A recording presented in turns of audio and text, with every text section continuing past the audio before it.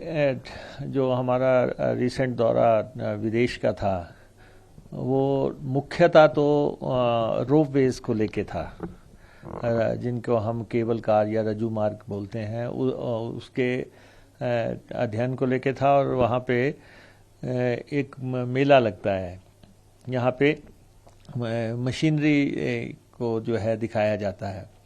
और उस संदर्भ में मैं और मेरे सहयोगी जो चीफ पार्लियामेंट्री सेक्रेटरी ट्रांसपोर्ट हैं सुंदर ठाकुर जी, और हमारे अधिकारियों के साथ हम ऑस्ट्रिया गए थे। और मुख्य वहाँ पे रोपवेज का बहुत काम है। उनकी ऑस्ट्रिया, स्विट्ज़रलैंड और अन्य यूरोपियन देशों की काफ़ी भौगोलिक परिस्थितियाँ जो हैं हिमाचल प्रदेश से मिलती हैं, माउंटेन्स की, नदियों की या बर्फ़ की श्रृंखलाओं की। तो वहाँ पे जो विकास हुआ है रोपवेज के क्षेत्र में, हज़ारों के हिसाब से वहाँ रोपवेज लगे हुए हैं, ट्रांसपोर्ट का साधन भी बने हुए हैं और लोगों का टूरिस्ट अट्रैक्शन का सेंटर भी बने हुए हैं। तो इसलिए एक तो जो रोपवेज की कंपनियां जो विश्व विख्यात कंपनियां हैं वो 3 कंपनियां हैं। इनमें एक तो रोपवेज का काम करती हैं लाइटनर, और एक करती हैं डोपलमेयर, और थर्ड है M&D। इन्होंने मुख्यतः इनका मोनोपोली है इस बिज़नेस के ऊपर। और हालांकि दूसरे देशों ने भी कोशिश की, लेकिन इस टेक्नोलॉजी को वो नहीं प्रतिस्पर्धा में आ सके, इसलिए अब विश्व में लगभग ये कंपनियां हैं जो सप्लाई करती हैं। तो हमने इनके उपकरण देखे, इनकी मशीनरी देखी, और ख़ास तौर पे किस ढंग से हम एक तो सेफ्टी बहुत ज़रूरी है, वो जो इनके उपकरणों में सबसे ज़्यादा है। और सेफ्टी, सुरक्षा किस ढंग से हमने करनी है। तो हमने इनके मालिकों से भी बात की, चीफ एग्जीक्यूटिव ऑफिसर से भी बात की, और दूसरे लोगों से भी हम मिले। तो हम ये देख रहे हैं कि हम पहले तो जो शिमला शहर है हमारा बहुत कंजस्टेड हो गया है, गाड़ी चलाने को जगह नहीं रही है। हम चाहते हैं कि शिमला के ऊपर रोपवेज चला दिया जाए, सारे शिमला के ऊपर 15 स्टेशंस बना के, और केवल ट्रांसपोर्ट की कैपेसिटी जो है, बड़ी कैपेसिटी की केबल कार्स लगा के जो है शिमला शहर के ऊपर चलाई जाए, और जगह जगह उनके स्टेशंस बना के। और वो लगभग जो है 800-900 करोड़ रुपए का प्रोजेक्ट बनता है। और फंडिंग एजेंसी फॉरेन फंडिंग से जो है इसको बनना है, और उनसे हमारी चेयरमैन साहब से बात भी हो गई है। तो हमें उम्मीद है कि हम इसमें आगे बढ़ पाएंगे। और हमने केंद्रीय मंत्री नितिन गडकरी जी से भी इस बारे में विदेश में हमारी मुलाकात हुई, और हमने उनसे भी शिमला के ट्रांसपोर्ट सिस्टम का जिक्र उनसे किया। तो वो भी इसको अप्रिशिएट करते हैं कि शिमला में अगर हम इस प्रणाली को लाएं तो अच्छा रहेगा। तो इसमें हम आगे बढ़ेंगे। सेकेंडली हम बात कर रहे हैं परवाणु से शिमला रोपवेज की, कि सड़क मार्ग के अलावा जो है उसका हम अध्ययन करवा रहे हैं कि किस ढंग से उसको लाया जा सकता है। थर्डली हम जो कुल्लू का ऊपर भोलेनाथ का बिजली महादेव को हम रोपवे से जोड़ना चाहते हैं। उसमें सेंटर के साथ हमारा करार भी हो गया है लगभग, और हम उसमें आगे बढ़ रहे हैं। और उसमें सेंटर ने टेंडर भी कर दिए हैं, 7-8 कंपनियां उसमें आई हैं। तो एक हम उसमें आगे बढ़ना चाहते हैं। और फोर्थली हम रोहतांग को जो है केबल कार से जोड़ना चाहते हैं। और ये प्राइवेट जो काम कर रहे हैं वो भी वहाँ पे हमें मिले, और वो भी वहाँ मशीनरी देखने के लिए आए थे कि कौन वहाँ से बेस्ट पॉसिबल मशीनरी हो सकती है।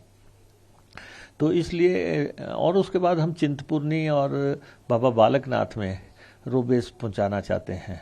ये दोनों धार्मिक स्थल हैं और हम चाहते हैं कि इसको नीचे से हम टेम्पल तक धार्मिक पर्यटन की दृष्टि से ये लगाएं। और भी प्रोजेक्ट्स हैं जगह जगह के जिनकी डिस्कशंस चल रही हैं, तो और हम यूनियन के टच में भी हैं। लेकिन कुल मिला के हमारी कंपनियों से भी बात हुई है और अगर स्विट्ज़रलैंड में जुनफ्रा पे रोपवे और ट्रेन पहुंच सकती है, वो भी 100 साल पहले, तो हमें भी रोहतांग में किसी भी ढंग से केबल पहुंचाना चाहिए और वो हमारे हिमाचल प्रदेश के टूरिस्ट अट्रैक्शन के लिए बहुत बड़ा कदम होगा। तो इसलिए हमने उसको स्टडी किया और रोपवेज के क्षेत्र में हम अब प्रयास करेंगे कि जो जो भी औपचारिकताएं हैं हमारे ऑफिसर्स ने भी देख ली हैं और मशीनरी हमने भी देख ली है, कैसे आगे बढ़ा जा सकता है, किस सेक्टर से कितना, तो जो सेंटर की स्कीम्स हैं जिसके तहत वो प्रोजेक्ट्स मांग रहे हैं उसके तहत हम करेंगे। अभी तक हिमाचल प्रदेश में सिर्फ 2 रोपवेज, जिसका एक टिम्बर ट्रेल है। टिम्बर ट्रेल एक सक्सेस स्टोरी है, लेकिन वहाँ उनके भी जो प्रमोटर है मिस्टर आकाश, वो भी वहाँ गए हुए थे। वो भी वहाँ पे रोपवे को जो सारी मशीनरी चेंज करने जा रहे हैं। तो एक वो रोपवे का सक्सेस हुआ है। एक सोलंग नाला के जो प्रमोटर हैं मिस्टर अमिताभ, वो भी वहाँ पे गए हुए थे। तो ये 2 तो काम कर रहे हैं। एक धर्मशाला में रोपवे हमारा लगा था जो टाटाज ने लगाया है। तो इसके अलावा रोपवे की दुनिया में हम बहुत पीछे हैं और उसको आगे बढ़ाने के लिए हम काम करेंगे। इसके अलावा हमने वहाँ पे कुछ टनलिंग्स की बात की। आपने देखो कि सारा यूरोप जो है सुरंगों से जुड़ा हुआ है।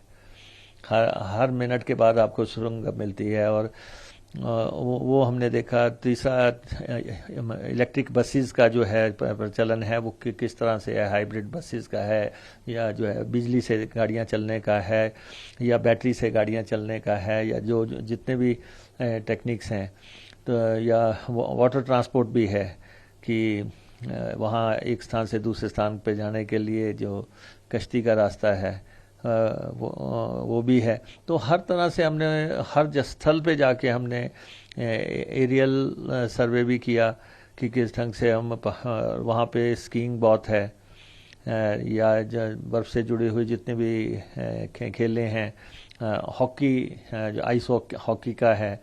तो इसलिए वो जो जो हमने देखा वो सारी रिपोर्ट बना के हम आगे लेके जाएंगे।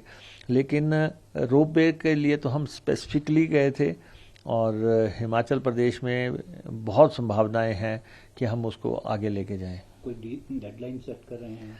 नहीं, देखिए ऐसा है कि हमें जहाँ सेंटर पे कुछ डिपेंड करना पड़ रहा है, जो उनकी योजनाएं हैं, या फिर सेकेंडली हमें प्राइवेट ऑपरेटर्स को इनवाइट करना पड़ेगा। वो किस फार्मूले के तहत चलना है वो हम करेंगे। लेकिन कुछ रोपवेज तो बिल्कुल स्पष्ट हैं कि रोहतांग वाला लग रहा है और बिजली महादेव वाला लग रहा है, चिंतपूर्णी वाला हम लगाने जा रहे हैं, या शिमला वाला जो है आगे बढ़ रहे हैं। तो इसलिए हालांकि बड़ा स्लो प्रोसेस रहा है रोपवे की दुनिया में। जैसे जिन्होंने सोलंग नाला का लगाया, अब 10-12 साल के बाद जो है वो रोहतांग के लगाने के लिए आगे बढ़े हैं। तो सेम प्रमोटर 10-12 साल के बाद आ गया है, तो लोग इस फील्ड में ज़्यादा आगे आए नहीं हैं। तो जब हम ग्रीन हिमाचल की बात करते हैं, इलेक्ट्रिक बसेस की बात करते हैं या टनलिंग की बात करते हैं या दूसरा, वो सारी बातें हम कैसे उसको स्पीड किया जा सके उस पर काम करेंगे।